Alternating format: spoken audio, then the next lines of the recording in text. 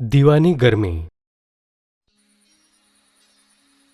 ધ્રુજાવી દે એવી ઠંડીમાં એક રાત્રે બાદશાહ અકબર અને એમનો મંત્રી બિરબલ મહેલની પાછળ બાગમાં લટાર મારી રહ્યા હતા. બિરબલ, કેટલી ભયંકર ઠંડી પડી રહી છે. તને શું લાગે છે કે આવી ભયંકર ઠંડીમાં આખી રાત પાણીમાં ઊભા રહેવું કોઈ માટે શક્ય છે? બિલકુલ નહીં જહાપના, પણ જો ઇનામ રાખવામાં આવે તો એ ઇનામની આશાએ કદાચ કોઈ તૈયાર થઈ જાય. ઠીક છે, તો તું કાલે એકાદ એવી વ્યક્તિ શોધી શકીશ? ઠીક છે જહાપના, હું કાલે જ પ્રયત્ન કરીશ. બીજા દિવસે બિરબલે એના એક ગરીબ પાડોશીને એના ઘરે બોલાવ્યો. અરે ભાઈ, શું તું આખી રાત ઠંડા પાણીમાં ઊભો રહીશ? જો તું એવું કરીશ તો બાદશાહ તને મોટું ઇનામ આપશે. અવશ્ય, હું અવશ્ય ઊભો રહીશ. એ રાત્રે ખરેખર એ માણસ આખી રાત ધ્રુજાવી દે એવી ઠંડીમાં પાણીમાં ઊભો રહ્યો. બાદશાહે એની પર નજર રાખવા માટે 2 સૈનિક ઊભા રાખ્યા હતા.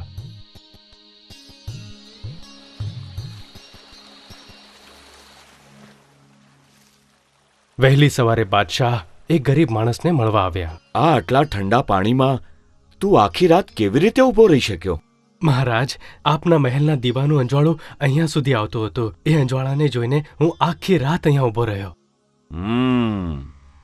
એટલે મહેલના દીવાઓથી મળતી ગરમીના કારણે તું આખી રાત ઠંડા પાણીમાં ઊભો રહી શક્યો. એટલે તને ઇનામ નહીં મળે. બિચારો ગરીબ માણસ નિરાશ થઈને ત્યાંથી જતો રહ્યો. પણ જ્યારે બિરબલને એ વાતની જાણ થઈ તો એણે નિશ્ચય કર્યો કે કંઈ પણ કરીને એ ગરીબ માણસને એનું ઇનામ અપાવવું જ પડશે. બીજા દિવસે બપોરે બાદશાહ મોડે સુધી ભોજન તૈયાર થવાની રાહ જોતા રહ્યા. પણ ઘણો સમય વીતી ગયા પછી પણ ભોજન મળ્યું નહીં. એટલે શું થયું છે એ જાણવા માટે બાદશાહ પોતે રસોઈ ઘર તરફ આગળ વધ્યા. આ તો મૂર્ખતા કહેવાય. જો વાસણ અગ્નિથી આટલું ઊંચું લટકાવીને રાખીશ તો ભોજન રંધાશે કેવી રીતે? કેમ ન રંધાય જહાપના? જો ઠંડા પાણીમાં ઊભા રહેલા માણસને દૂરના મહેલમાં બળી રહેલા દીવાની ગરમી મળી શકે તો પછી અગ્નિથી માત્ર 10 ફૂટ અંતર પર રાખેલા વાસણનો અન્ન પદાર્થ કેમ ન રંધાય? હવે અકબરને એ વાત સમજાઈ. પોતાની ભૂલ કબૂલ કરી અને પછી એમણે એ ગરીબ માણસને બોલાવીને એનું ઇનામ આપ્યું. મૂર્ખાઓનો જમણવાર.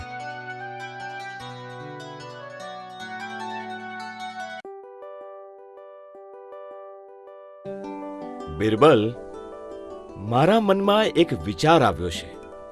આપણા રાજ્યના 4 મૂર્ખાઓ માટે હું જમણવાર રાખવા ઈચ્છું છું. તું કોઈ 4 મૂર્ખાઓ શોધી લાવ. જરૂર જહાપના.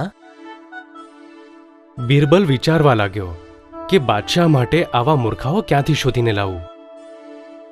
એ જ સમયે એક માણસને ગધેડા પર બેસીને વજન માથા પર ઉચકીને જતા જોયો. અરે, આ વજન તે માથા પર કેમ ઉચક્યો છે? આને તું ગધેડા પર પણ તો મૂકી શકે છે.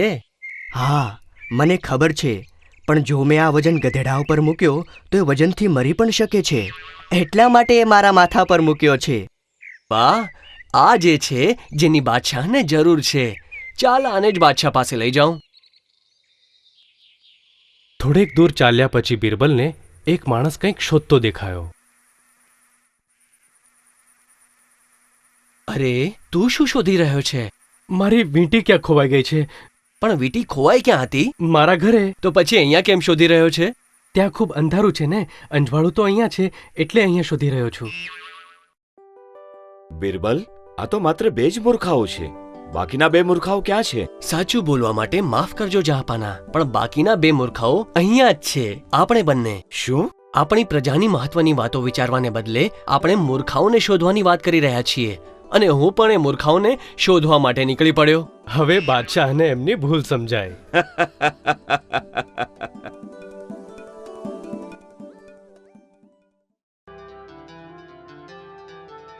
નાની રેખા.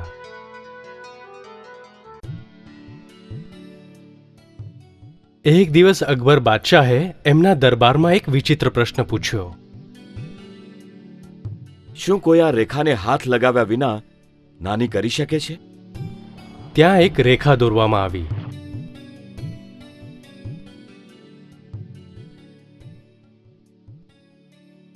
એ રેખાને હાથ લગાવ્યા વિના એ કેવી રીતે શક્ય છે?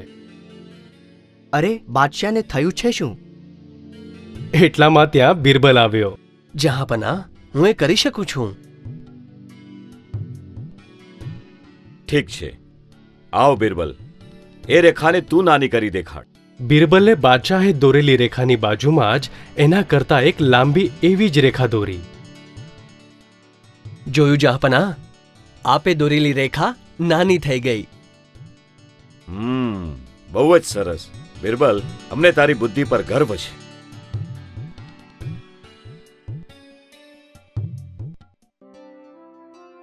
જે થાય છે એ સારા માટે. એક દિવસ કેરી કાપતા સમયે અકબરની આંગળી કપાઈ ગઈ. આહ! જે થાય છે એ સારા માટે જ થાય છે.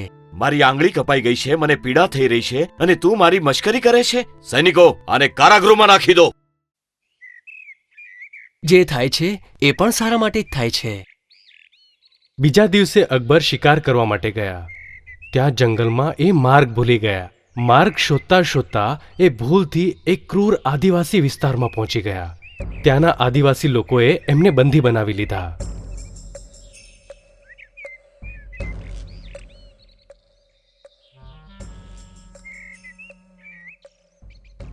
લઈ આવો એને, આપણે આપણા દેવતાઓને એની બલિ ચડાવીશું. બધાએ મળીને અકબરને એક થાંભલા સાથે બાંધી દીધા. અરે થોબો, આ નહીં, આની આંગળી કપાયેલી છે. આપણા દેવતા આ પ્રકારની બલિ સ્વીકારશે નહીં. જવા દો, છોડી દો એને. ત્યારે અકબરની આંખો ઉઘડી. બિરબલે જે કહ્યું હતું એ સાચું જ હતું. અકબર બાદશાહ મહેલે પાછા ફર્યા અને આવતાની સાથે જ એમણે બિરબલને કારાગૃહમાંથી છોડી મૂકવાનો આદેશ આપ્યો.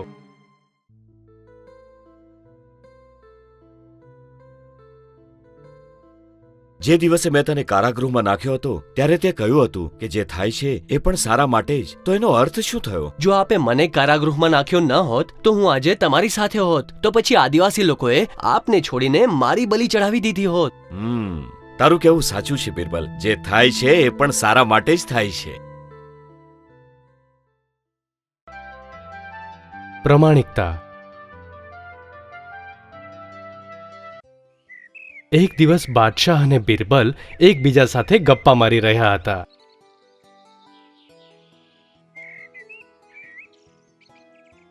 બિરબલ, મને એવું લાગે છે કે આપણા રાજ્યની પ્રજા અત્યંત પ્રમાણિક છે. કંઈ કહી ન શકાય જહાંપના. આજકાલ લોકો પહેલા જેવા પ્રમાણિક નથી રહ્યા. તું એ શેના પરથી કહી રહ્યો છે? ઠીક છે, હું એ આપને કાલે સિદ્ધ કરીને દેખાડીશ. બીજા દિવસે બિરબલે એક ઢંઢેરો ટીપાવ્યો. સાંભળો સાંભળો સાંભળો, મંદિરના ઉત્સવ માટે સૌ નાગરિકોએ મંદિરની સામે મૂકેલા હાંડામાં એક શેર દૂધ નાખવાનું છે. એ બાદશાહનો આદેશ છે.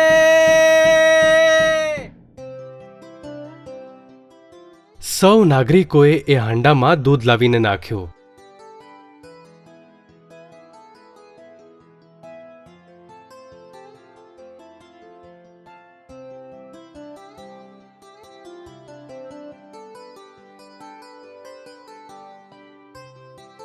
દિવસના અંતે બાદશાહ અને બિરબલ એ હાંડો જોવા મંદિર પાસે આવ્યા. એમણે જોયું તો હાંડામાં ફક્ત પાણી જ ભરેલું હતું.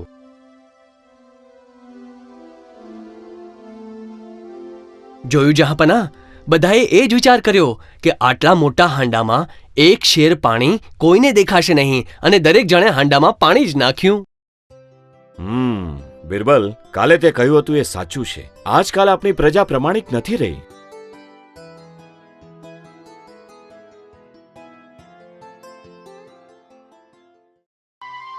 ક્રોધિત ઘોડો.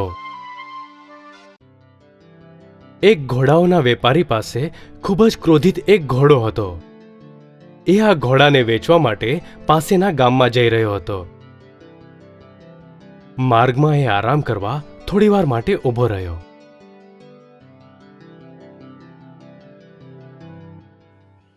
સાંભળ, તારા ગધેડાને ત્યાં બાંધતો નહીં. મારો ઘોડો ખૂબ જ ક્રોધવાળો છે. એ આ ગધેડાને મારી નાખશે. આ ઝાડ શું તારી માલિકીનું છે? હું મારો ગધેડો અહીંયા જ બાંધીશ. એ માણસે ગધેડો એ જ ઝાડ સાથે બાંધ્યો અને એ ઘોડાએ ગધેડાને લાતો મારી મારીને એનો જીવ લઈ લીધો. તારા ઘોડાએ મારા ગધેડાને મારી નાખ્યો. હવે મને બીજો ગધેડો લાવ્યા પછી જ તું અહીંથી જઈ શકીશ. મેં તને પહેલા જ કહ્યું હતું તો પણ તે બાંધ્યો. હવે જવાબદારી મારી નથી. ઠીક છે, તો હું દરબારમાં ફરિયાદ કરીશ. બંને જણા દરબારમાં ન્યાય માંગવા માટે બિરબલ પાસે ગયા. બિરબલે બંનેની વાત સાંભળી. એ બંનેની વાત સાંભળ્યા પછી, આ માણસના ગધેડાને તારા ઘોડાએ જ મારી નાખ્યો ને? અરે બોલને, શું તું બહેરો છે? તો શું મૂંગો છે?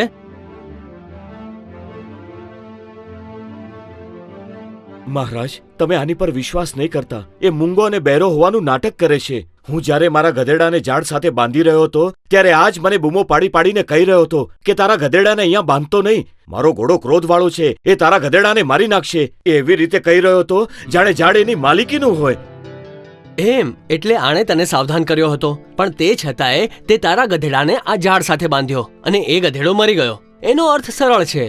આ વેપારી એ માટે જવાબદાર નથી. તું હવે જઈ શકે છે. ઝાડની સાક્ષી. એક વૃદ્ધ માણસ નજીકના ગામે જવા માંગતો હતો, પણ એ માર્ગમાં લૂંટેરાઓનો ભય હતો. માર્ગમાં એને એનો મિત્ર મળ્યો. અરે મિત્ર, મારી જિંદગીભરની બધી જ પૂંજી આ થેલીમાં છે. આ થેલી તારી પાસે રાખ. જ્યારે હું ગામમાંથી પાછો ફરીશ ત્યારે તારી પાસેથી લઈ જઈશ. ઠીક છે, તમે એકદમ નિશ્ચિંત થઈને જાઓ.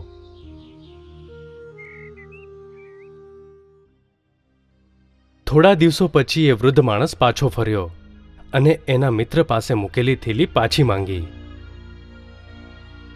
અરે મિત્ર, મારી થેલી હવે મને પાછી આપ. કયા પૈસા? કેવી વાત કરી રહ્યો છે તું? ચાલ જા અહીંયાથી. એ વૃદ્ધ માણસ ન્યાય માંગવા માટે બિરબલ પાસે ગયો. બિરબલે બંનેને બોલાવીને આખી વાત સાંભળી. એણે વૃદ્ધને કહ્યું, તમે આને કઈ જગ્યાએ પૈસા આપ્યા હતા? જંગલના માર્ગ પર એક આંબલીના ઝાડ નીચે. ઠીક છે, તો હવે એમ કરો, એ આંબલીના ઝાડને સાક્ષી માટે બોલાવો. ઝાડે જો એની સાક્ષી આપી દીધી તો તમને તમારા પૈસા પાછા મળી જશે. એટલું સાંભળીને એ વૃદ્ધ માણસ મૂંઝાઈ ગયો. પરંતુ બિરબલના કહેવા પ્રમાણે એ આંબલીના ઝાડને સાક્ષી તરીકે બોલાવવા માટે નીકળી પડ્યો. થોડા સમય પછી, અરે આટલો સમય વીતી ગયો તો પણ હજી એ પાછો ન આવ્યો. એ ઝાડ કેટલું દૂર હશે અહીંથી? એ ઝાડ અહીંયાથી 4 માઇલ દૂર છે મહારાજ. ઠીક છે, તો પછી આપણે એની રાહ જોવી જોઈએ. થોડા સમય પછી એ વૃદ્ધ માણસ પાછો ફર્યો. મહારાજ, મેં એ ઝાડને અનેક વાર સાક્ષી માટે આવવા કહ્યું, પણ એ ઝાડ ત્યાંથી હલતું જ નથી. ચિંતા નહીં કરો, એ ઝાડ પહેલા જ અહીંયા આવીને એની સાક્ષી આપીને ગયું છે. જો તે પૈસા લીધા જ નથી તો તને જાણ કેવી રીતે થઈ કે એ ઝાડ ક્યાં છે? પ્રમાણિકતાથી તારી ભૂલ સ્વીકારી લે, નહીં તો તને અઘરો દંડ આપવામાં આવશે. મહારાજ, મને ક્ષમા કરો. હું આજે જ એમને એમના પૈસા પાછા આપી દઈશ.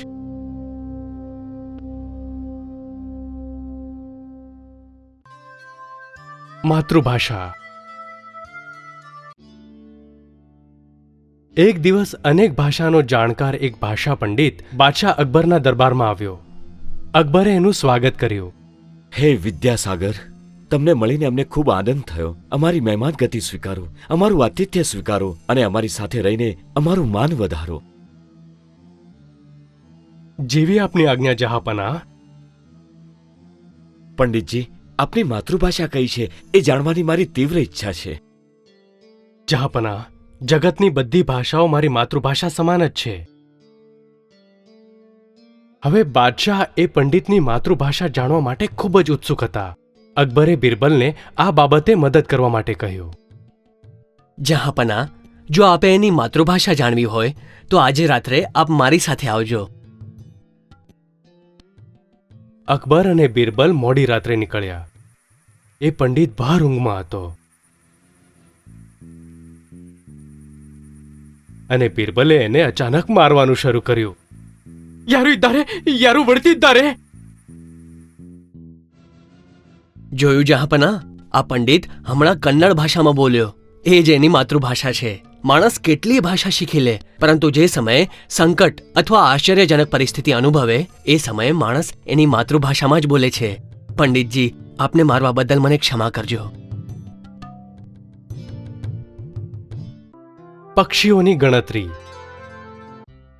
એક દિવસ અકબરના મનમાં બિરબલની પરીક્ષા લેવાની ઈચ્છા થઈ. બિરબલ, આપણી પાસે નદી, નાળા, પર્વત, પ્રજા, ઝાડ એ બધાની ગણતરી છે. માત્ર પક્ષીઓની ગણતરી હજી સુધી કરવામાં નથી આવી. એટલે પક્ષીઓની ગણતરી કરવાની જવાબદારી હું તને સોંપું છું. તો બાદશાહે મારી પરીક્ષા કરવી છે. ઠીક છે, તો થઈ જવા દો. જહાપના, હું કાલે જ તમને જણાવું છું. બીજા દિવસે બિરબલ બાદશાહને મળવા દરબારમાં ગયો. હા, તો બિરબલ, તે પક્ષીઓની ગણતરી શરૂ કરી? ગણતરી થઈ ગઈ જહાપના. આપણા રાજ્યમાં 4000 ચકલીઓ, 10,000 કાગડાઓ, 5000 સારસ પક્ષીઓ, 6000 મોર અને 3450 કબૂતર છે. ઠીક છે, અમે તારી ગણતરી માનવા માટે તૈયાર છીએ. પણ જો એમાં કોઈ ફરક પડ્યો તો તું કઠોર દંડ ભોગવવા માટે તૈયાર રહેજે. જરૂર જહાપના, પણ એ તો કાલની ગણતરી હતી. આજે કદાચ કેટલાક પક્ષીઓ ઉડીને બીજા રાજ્યમાં ગયા હશે, અથવા કેટલાક આપણા રાજ્યમાં બહારથી ઉડીને આવ્યા હશે, તો કેટલાકનો જન્મ થયો હશે. એ માટે મારી ગણતરીમાં થોડો ઘણો ફરક તો આવશે જ. પણ જો એ વાતને ધ્યાનમાં રાખીએ તો મારી ગણતરી એકદમ અચૂક છે. બિરબલ, તે તારી ચતુરાઈ ફરી એકવાર સિદ્ધ કરી.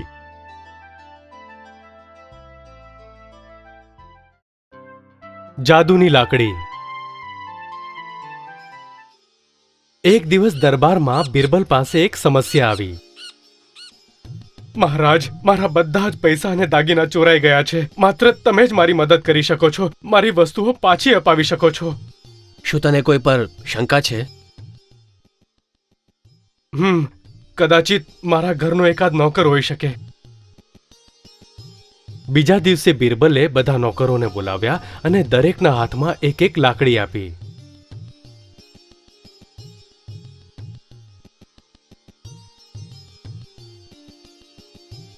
આ લાકડીઓ જાદુવાળી છે. દરેકને હું એક એક લાકડી આપવાનો છું. જેણે ચોરી કરી હશે એની લાકડી કાલે અડધો ઇંચ લાંબી થઈ જશે. હવે તમે બધા જાઓ. બધા નોકરોને રહેવા માટે અલગ અલગ ઓરડાઓ આપવામાં આવ્યા. બીજા દિવસે સવારે બિરબલે બધાની લાકડીઓ તપાસી. એને એવું ધ્યાનમાં આવ્યું કે એક નોકરની લાકડી અડધો ઇંચ નાની છે. એણે એ નોકરને આગળ બોલાવ્યો. ચોરી તે જ કરી છે, કબૂલ કર. હા મહારાજ, કૃપા કરી મને ક્ષમા કરો. મહારાજ, તમે કેવી રીતે જાણ્યું? આ કંઈ જાદુની લાકડી નથી કે આ અડધો ઇંચ લાંબી પણ નથી થવાની. પણ જેણે ચોરી કરી હતી એને એવો ભય હતો કે આ લાકડી અડધો ઇંચ લાંબી થઈ જશે, અને એટલે જ એણે આ લાકડી પહેલા જ અડધો ઇંચ કાપી નાખી.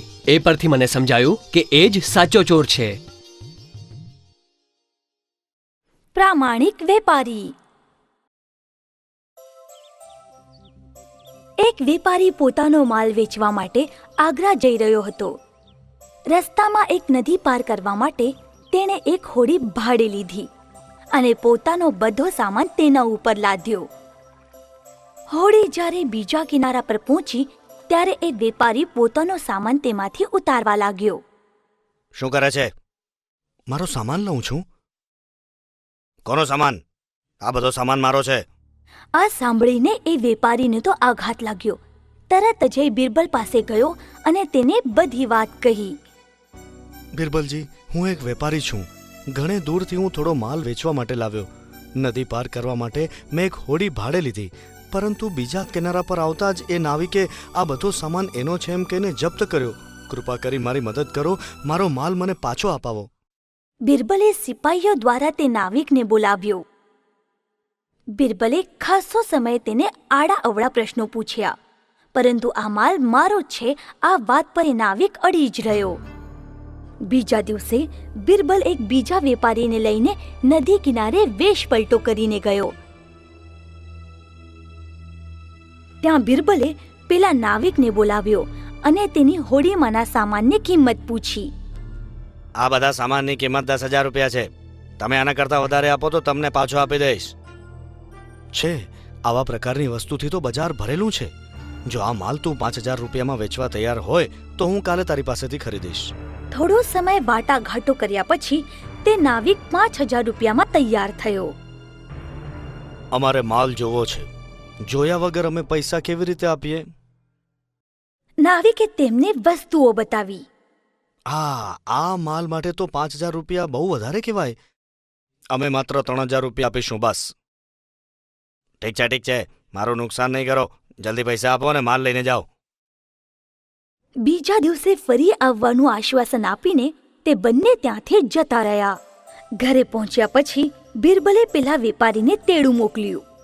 જો મેં તારો બધો માલ વેચાતો લેવાનું નક્કી કરાવ્યું છે, મને એની કિંમત તો કે. 15,000 રૂપિયા. આનાથી 1 રૂપિયો જો ઓછો થયો તો મને નુકસાન થશે. એના કરતાં હું આ બધો માલ પાછો લઈને જઈશ. નાવિકની જેમ બિરબલે વેપારી સાથે પણ ઘણી જ વાટાઘાટ કરી અને કિંમત ઓછી કરવાનો પ્રયત્ન કર્યો, પણ વેપારી તૈયાર નહીં થયો. આ માલ જો હું બીજા શહેરમાં જઈને વેચું તો મને વધારે પૈસા મળશે. બીજા દિવસે બિરબલે નાવિક અને વેપારીને ફરીથી બોલાવ્યા.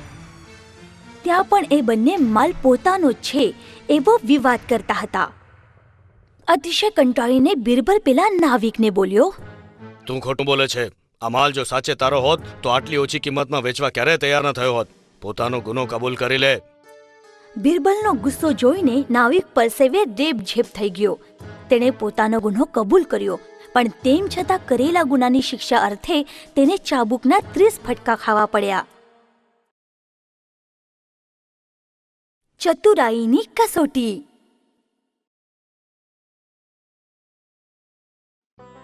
પર્શિયાના દરબારમાં આવતી દરેક વ્યક્તિ બિરબલની ચતુરાઈ અને બુદ્ધિમાનીની ભરી ભરીને પ્રશંસા કરતી. તેથી રાજાને બિરબલને જોવાની ઉત્સુકતા થતી હતી. તેમણે સમ્રાટ અકબરને એક પત્ર લખ્યો. તે પત્રમાં તેમણે બિરબલને પોતાને ત્યાં એક અઠવાડિયા માટે મહેમાન ગતિ માટે મોકલવાની અકબરને વિનંતી કરી. અકબરે બિરબલને મોકલવાનો નિર્ણય લીધો. પોતાની સાથે ભેટ સોગાતો લઈને બિરબલ પર્શિયાના રાજાને મળવા નીકળ્યો. બિરબલનું સ્વાગત કરવા માટે પર્શિયાનો મંત્રી તેની સામે ગયો. અમારા દેશમાં આપનું સ્વાગત છે. જહાંપનાહ આપની આતુરતાથી રાહ જુએ છે. રાજમહેલમાં આવો. તે બંને દરબારમાં ગયા. પણ દરબારમાં પ્રવેશતા જ બિરબલને આશ્ચર્યનો આંચકો જ લાગ્યો. ત્યાં 6 એક સરખા સિંહાસનો પર આબેહૂબ એક સરખા દેખાતા માણસો બેઠા હતા. બિરબલ આ પેલા રાજાને ક્યારેય ન જોયા હોવાથી થોડો મૂંઝાયો. તેને સમજાયું નહીં કે આમાંથી ખરો રાજા કયો, પણ ક્ષણમાં જ પોતાને સંભાળીને તેને ઝીણવટથી બધાનું નિરીક્ષણ કર્યું. થોડા સમય પછી વચ્ચે બેઠેલા એક માણસની દિશામાં બિરબલ સીધો ચાલતો ગયો અને તેને નમીને પ્રણામ કર્યું. જહાંપનાહનો જય હો. મારી શુભેચ્છાઓ સ્વીકારો. આપને મળીને આનંદ થયો. પર્શિયાના રાજા શાહને આશ્ચર્યનો ધક્કો જ બેઠો. એ શી રીતે ઓળખ્યો તેનો એ વિચાર કરવા લાગ્યા. બિરબલ, આ પહેલા તે મને ક્યારેય જોયો નથી, તો એ કેવી રીતે ઓળખ્યો કે હું જ રાજા છું? જહાંપનાહ, શરૂઆતમાં ખરો રાજા કયો છે એ વિશે મને પણ મૂંઝવણ હતી, પણ મેં ચોકસાઈથી નિરીક્ષણ કર્યું. મને એમ જણાયું કે બધા લોકો તમારી સામે જોતા હતા અને તમે માત્ર મારી સામે જોતા હતા. ત્યારે જ મને સમજાયું કે ખરા રાજા તો તમે જ છો. વાહ બિરબલ! બિરબલ અને ગાયક. એકવાર અકબરના દરબારમાં એક ગાયકનો ગાવાનો કાર્યક્રમ આયોજિત કરવામાં આવ્યો હતો. કાર્યક્રમ પત્યા પછી, વાહ, સ્વર્ણિમ સંગીત! આપના મધુર અવાજથી તમે મને હર્ષિત કર્યો. આનંદ થયો. બોલો, તમારે શું જોઈએ છે? અકબરનો બિરબલ પરનો પ્રેમ અને આદર જોઈને એ ગાયકને ઈર્ષ્યા થતી હતી. તેણે અકબરને કહ્યું, જહાંપના, મને કોઈ બક્ષિસ નથી જોઈતી. માત્ર એવી આજ્ઞા આપો કે બિરબલની જેમ મારી સાથે પણ હવેથી માનપૂર્વક વર્તણૂક થાય. મનોમન અકબર ગાયકનો ઉદ્દેશ સમજી ગયો. જુઓ, એક ગાયક તરીકે મળતું બધું માન સન્માન તમને મળે છે. બિરબલ એક બુદ્ધિશાળી વ્યક્તિ છે. રાજનીતિમાં નિપુણ છે, એટલે એને હંમેશા માનભેર બોલાવવામાં આવે છે. પરંતુ આટલું સમજાવવા છતાં ગાયકના મનનું સમાધાન થયું નહીં. હવે તો અકબરે તેને પાઠ શીખવવાનું નક્કી કર્યું. બીજા દિવસે અકબરે બિરબલ અને એ ગાયક બંનેને બોલાવ્યા. તમે બંને પાડોશના રાજ્યમાં જાઓ અને આ પત્ર એ રાજાને આપો. તમે જ્યારે પાછા આવશો ત્યારે કવિ મહારાજ તમને જે જોઈએ તે મળશે. બિરબલ અને એ ગાયક પાડોશના રાજ્યમાં ગયા અને તે પત્ર એ રાજાને આપ્યો. એ પત્ર વાંચીને રાજાને આશ્ચર્ય થયું. એ પત્રમાં લખ્યું હતું કે આ પત્ર લઈને આવનારા માણસના બંને હાથ તોડવામાં આવે. રાજાએ પોતાના સૈનિકને આજ્ઞા આપી. સૈનિકો, આવતીકાલે સવારે આ બંનેના હાથ કાપી નાખો. આ સાંભળતા જ ગાયકનો જીવ તો બીકથી છાપરે ચડી ગયો. તમે ગભરાશો નહીં કવિરાજ, હું બધું સંભાળી લઈશ. કાલે સવારે ફક્ત તમે વારંવાર પહેલા મારા હાથ કાપો એવી રટ લગાવજો. હું પણ આ જ વાક્ય વારે ઘડીએ બોલીશ. બાકી બધું મારા પર સોંપી દો. બીજા દિવસે રાજાના દરબારમાં જહાંપના, પહેલા મારા હાથ કાપો. નહીં, પહેલા મારા હાથ તોડો. પહેલા મારા હાથ કાપો મહારાજ. નહીં, પહેલા મારા જ હાથ તોડવા જોઈએ. બંને વારંવાર એ જ વાક્ય બોલતા હતા. હવે તો રાજા અકળાયો. આ બધું શું ચાલી રહ્યું છે? તમારે મરવું છે કે? એવું નથી મહારાજ, આની પાછળ એક યોજના છે. યોજના શું છે? હા જહાંપના, સમ્રાટ અકબરને તમારું રાજ્ય જીતવું છે. રાજ જ્યોતિષે તેમને સલાહ આપી છે કે તેણે 2 માણસો તમારી પાસે હાથ કપાવવા માટે મોકલવા. જે માણસના હાથ સૌપ્રથમ કાપવામાં આવશે એ તમારા પછી આ રાજ્યનો રાજા બનશે અને બીજો માણસ આ રાજ્યનો પ્રધાનમંત્રી બનશે. અને પછી અકબર આરામથી આ રાજ્ય પર રાજ્ય કરી શકશે. શું તમારા સમ્રાટની આજ્ઞા માનવા હું કઈ એમનો નોકર નથી? તમે બંને અત્યારે જ આ ક્ષણે તાબડતોબ જતા રહો. પ્રસન્ન ચિત્તે બંને જણ પાછા આવ્યા અને સમ્રાટ અકબરને મળ્યા. સરસ કવિરાજ, હવે હું તમને બિરબલની જેમ જ માનપાન આપવાની આજ્ઞા જાહેર કરું છું, બરાબર? નહીં જહાંપના, મને ક્ષમા કરો. બિરબલ ખૂબ જ્ઞાની છે, બુદ્ધિમાન છે, રાજ્યના એક મૂલ્યવાન રત્ન છે. મારા જેવા સામાન્ય ગાયકની બરાબરી બિરબલથી ન થઈ શકે. તરંગતો મહેલ. એક દિવસ અકબરના મનમાં એક ચમત્કારિક ઈચ્છા જાગૃત થઈ. તેણે તે ઈચ્છા પોતાના મંત્રીમંડળને કહી. મારે કોઈ પણ આધાર વિના એક મહેલ બનાવવો છે. આ મહેલ હવામાં તરતો હોવો જોઈએ. આવો મહેલ કઈ રીતે બાંધવો? બધા મંત્રીઓને આંચકો જ લાગ્યો. શું બોલવું તે કોઈને પણ સૂઝે નહીં. કોઈ બોલતું નથી એ જોઈને છેવટે અકબરે બિરબલને પોતાની ઈચ્છા કહી. અકબરની કોઈ પણ ઈચ્છાને બિરબલ ક્યારેય નકારતો નહીં. જહાંપના, આ તો એકદમ નજીવી વાત છે, પણ આવો મહેલ બાંધવો અત્યંત ખર્ચાળ કામ છે અને એને સમય પણ બહુ લાગશે. કંઈ વાંધો નહીં, આવતીકાલથી કામ શરૂ કરો.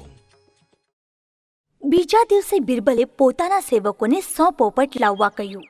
તેણે એ પોપટ પોતાની નાની દીકરીને આપ્યા. દીકરી, હું જે વાક્યો કહું તે વાક્યો આ બધા પોપટોને શીખવવાનું કામ તારું. જેમ કે પાણી લાવો, ઈંટ લાવો, ચૂનો લાવો. ચાલો જલ્દી કરો, ઝડપથી કામ કરો.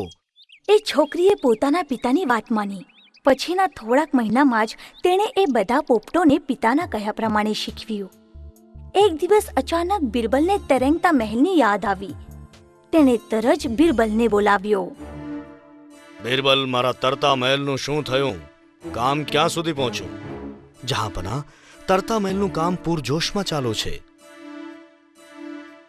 સરસ, મારે મહેલનું કામ જોવું છે. જરૂર જહાંપના, આપણે આવતીકાલે સવારે જઈએ. બીજા દિવસે બિરબલે પેલા શીખવાડેલા બધા પોપટોને મહેલની ઓરડીમાં ખુલ્લા છોડ્યા. જ્યારે અકબર મહેલમાં આવ્યો ત્યારે તેને ખૂબ નવાઈ લાગી. પાણી લાવો, ઈંટો લાવો, ચૂનો લાવો, ચલો ચલો જલ્દીથી કામ કરો, જલ્દી કામ કરો. આવા વાક્યો બોલતા તે બધા પોપટો ઓરડીમાં આમથી તેમ ઉડતા હતા. એ દૃશ્ય જોઈને કંઈ જ ન સમજાવાથી અકબરે બિરબલને પૂછ્યું, આ શું છે બિરબલ? તરતો મહેલ ક્યાં છે? જહાંપના, મહેલ તો હવામાં તરે છે, તેથી તમને દેખાતો નથી. તારો જોટો જડે એમ નથી બિરબલ. કમાલ છે તારી બુદ્ધિમાની. અભાગ્યો માણસ. સમ્રાટ અકબરના રાજ્યમાં એક ખૂબ અભાગ્યો માણસ રહેતો હતો. આ માણસનો ચહેરો જો સવારે જોયો તો આખો દિવસ ખરાબ જાય એવો લોકોનો વિશ્વાસ હતો. એટલે બધા લોકો તેનાથી ગભરાતા અને આ સમાચાર અકબર સુધી પણ પહોંચ્યા હતા. શું? અભાગ્યો માણસ? એને મારી સમક્ષ હાજર કરો. હું પોતે એની પરીક્ષા લઈશ. તે માણસને રજવાડામાં બોલાવી એક ઓરડીમાં રાખવામાં આવ્યો. બીજા દિવસે સવારે અકબર સ્નાન કરીને સૌપ્રથમ એ ઓરડીમાં ગયો. તેણે તેનો ચહેરો જોયો. એ પછી તે રાણીને મળવા નીકળ્યો. એટલામાં એક સૈનિક ત્યાં આવ્યો. જહાંપના, બેગમ સાહેબા બાગમાં બેભાન પડ્યા છે. અરે બાપરે, આનો ચહેરો જોવાથી અમુક ક્ષણોમાં જ આ દુર્ઘટના થઈ છે.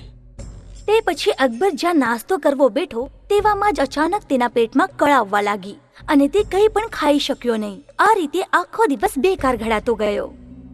આ બધું પેલા ભાગ્યા માણસને લીધે જ થયું છે. હવેથી આ ખરાબ માણસને કારણે કોઈને દુર્ઘટના નહીં ભોગવવી પડે. કોણ છે અહીંયા? આવતીકાલે સવારે એને ફાંસી પર ચડાવો. સમ્રાટને આ આજ્ઞા સાંભળીને એ માણસને ખૂબ ખરાબ લાગ્યું. તે રડવા લાગ્યો. અચાનક તેણે જોયું બિરબલ એની તરફ જ આવતો હતો. બિરબલને જોઈને તેને આશા થઈ કે તે પોતાને આ સંકટમાંથી બહાર કાઢી શકશે. તે બિરબલને કરગર્યો અને તેને બધી વાત કહીને બચાવવાની વિનંતી કરી. ચિંતા ન કર, હું તારી મદદ કરીશ. બિરબલે એ માણસના કાનમાં કંઈક કહ્યું. બીજા દિવસે છેલ્લી ઈચ્છા રૂપે એ માણસે બાદશાહથી ભેટું માંગ્યું. તેને સમ્રાટ અકબર સામે લઈ જઈને ઊભો કરવામાં આવ્યો. જહાંપના, મેં કંઈ પણ કર્યું ન હોવા છતાં મને આ દંડ કેમ આપવામાં આવે છે? આ પહેલા મેં તારા વિશે સાંભળ્યું હતું, પણ હવે મને ખાતરી થઈ ગઈ છે કે તું ખૂબ જ અભાગ્યો અને ખરાબ છે. હવે પછીથી તારે લીધે કોઈને આયુષ્યમાં ખરાબ ઘટનાઓ નહીં નડે, માટે તને આ દંડ આપવામાં આવે છે. ક્ષમા કરો જહાંપના, મારો ચહેરો જોવાથી તમે આખો દિવસ કંઈ ખાઈ નહીં શક્યા. પણ મારું દુર્ભાગ્ય જુઓ, ગઈકાલે મેં પહેલી જ વાર તમારો ચહેરો જોયો અને આજે મને ફાંસી પર ચડાવવામાં આવે છે. અકબરને પોતાની ચૂક સમજાઈ. અકબરે તેનો દંડ રદ કર્યો અને તેને ભરપૂર બક્ષિસો આપી. પણ તેની સાથે અકબરે તેને પૂછ્યું, સાચું કે આવું બોલવાનું તને કોણે કહ્યું? બિરબલે જહાંપના, પોતાના બાદશાહના હાથે કોઈ પણ ભૂલ ન થાય એ માટે હંમેશા જાગૃત હોય છે. અકબરના મનમાં બિરબલ વિશે અત્યંત અભિમાનના ભાવો ઉમટી આવ્યા. અડધો પ્રકાશ અને અડધો છાંયડો.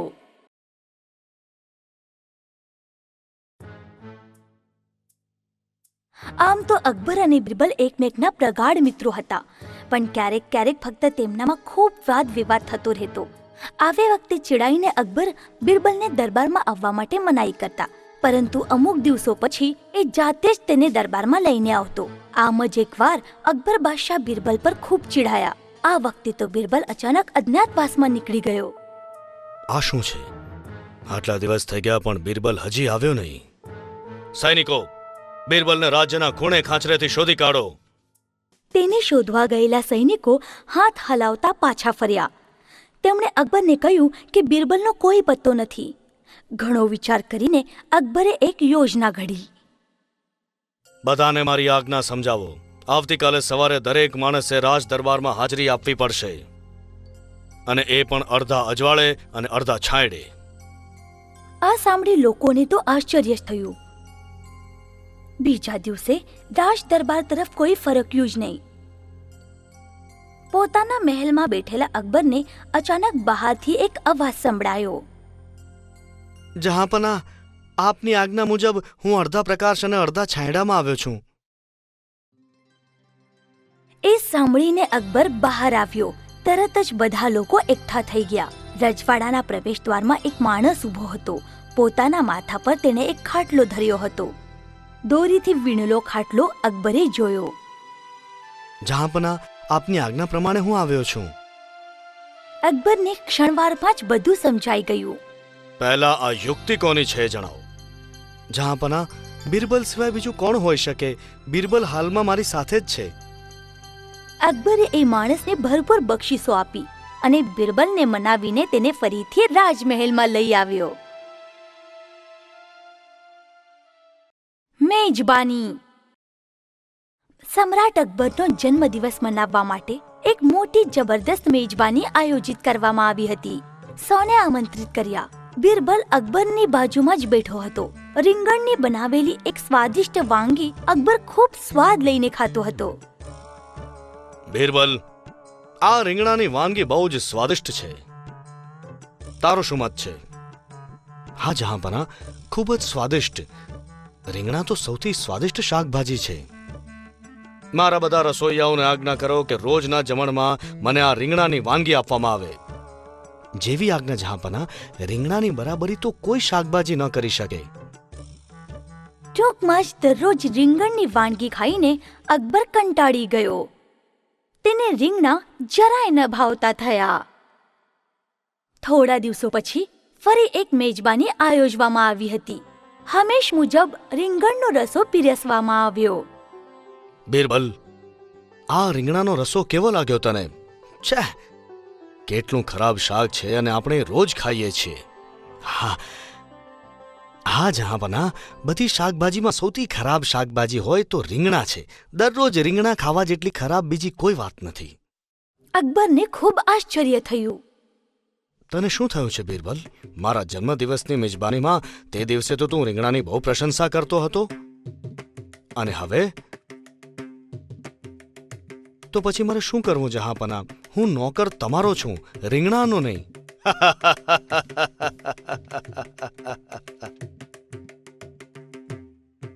આંધળાઓની સંખ્યા. અકબર અને બિરબલ એક દિવસ બહાર ફરવા ગયા હતા. તેમની વાતચીત ચાલતી વખતે ત્યાં બિરબલ, તું કહી શકીશ આપણા રાજ્યમાં કોની સંખ્યા વધારે છે, આંધળા માણસોની કે આંખવાળા? આંધળા લોકોની સંખ્યા વધારે છે, એમાં કોઈ શંકા નથી. તું આટલી મક્કમતાથી કઈ રીતે કહી શકે? ઠીક છે, મને આવતીકાલે સાબિત કરી બતાવો. જરૂર જહાંપના, હું કાલે ચોક્કસ સાબિત કરીશ. બીજા દિવસે રજવાડાની બહાર બિરબલ એક મોટો ખાટલો લઈને બેઠો અને તે સરખો કરવા લાગ્યો. અકબરને જ્યારે તેની જાણ થઈ ત્યારે તે બહાર બિરબલને મળવા આવ્યો. અરે બિરબલ, દરબારમાં આવવાને બદલે તું અહીંયા શું કરે છે? એક પણ શબ્દ ન બોલતા બિરબલે પોતાની બાજુમાં બેઠેલા સેવકને ઈશારો કર્યો. એ સેવકે કંઈક લખી લીધું. આ રીતે અનેક માણસો ત્યાં આવીને ગયા.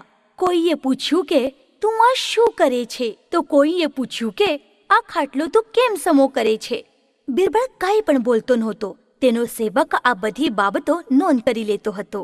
બીજા દિવસે બિરબલ અકબરને મળવા 2 યાદીઓ લઈને ગયો. બિરબલ, તારું કથન તું મને ક્યારે સાબિત કરીને બતાવીશ?